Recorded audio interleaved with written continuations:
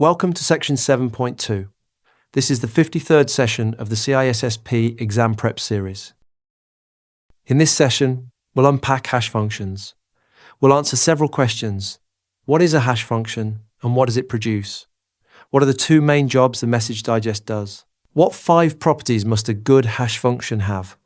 Which hashing families should you recognize? And what should you actually memorize for the exam? Why does this matter beyond the exam?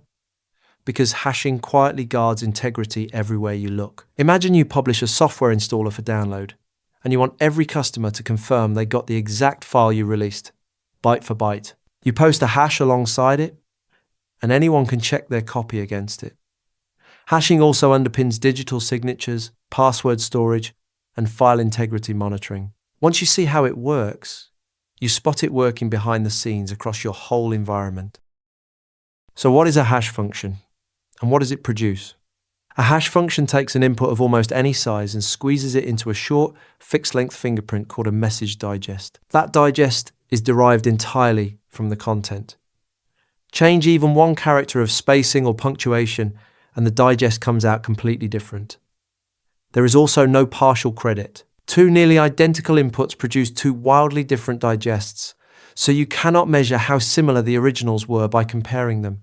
The digest simply says same or different, nothing in between.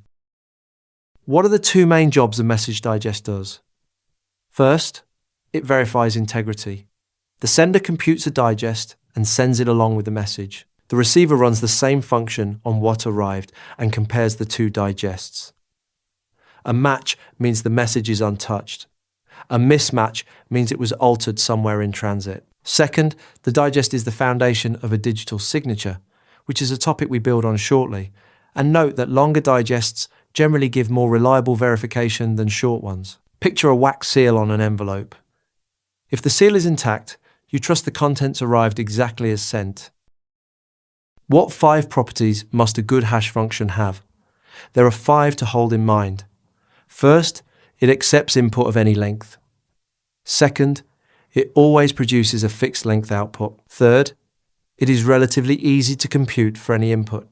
Fourth, it is one way, meaning you cannot work backward from a digest to recover the original message. And fifth, it is collision resistant, meaning it is extraordinarily hard to find 2 different messages that hash to the same value. Put simply, a good hash uniquely represents the data but can never be reversed or dehashed. Access to the digest alone tells an attacker nothing about the content.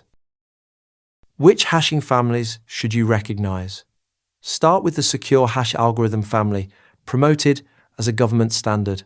Its early version, SHA-1, produces a 160-bit digest, but weaknesses were found and it is now deprecated for every purpose. Its replacement, SHA-2, offers several variants producing digests of 224, 256, 384, and 512 bits, and the community considers it secure. SHA-3 is a drop-in replacement built on a different internal design, offering the same lengths and security as SHA-2, though it runs slower and stays niche. Keep the SHA family as your default modern choice. What about the older and alternative algorithms? MD5 came from the same RIVEST lineage and produces a 128-bit digest. Unfortunately, it is vulnerable to collisions, so it can no longer be trusted for integrity, even though you may still find it lingering in older tools. Lean on SHA-2 instead. RIPEMD is an alternative family used in some applications, including certain cryptocurrency systems. Within it, the 160-bit variant remains secure and is the common one, while the shorter and some longer variants do not.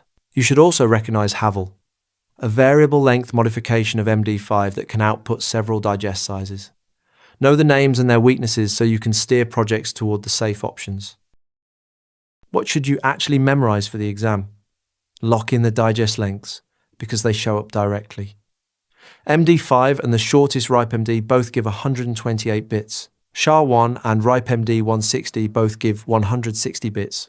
The SHA-2 and SHA-3 variants map to their names, giving 224, 256, 384, or 512 bits. Havel is variable, and the keyed HMAC construction is variable as well.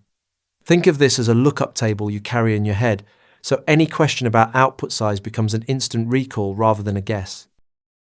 So let's bring it together. A hash function turns any input into a short, fixed fingerprint that changes completely with any edit.